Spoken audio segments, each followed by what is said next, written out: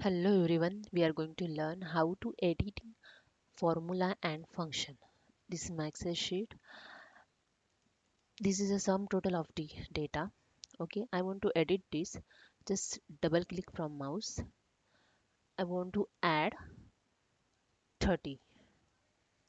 You can see here it automatically added 30. This is my formula. Okay, I want to add on that. Just double click on that and plus enter. You can add 30 and enter. You can see 30 is add. If you want to add from this way, you can click on formula bar, just add 10. You can add this.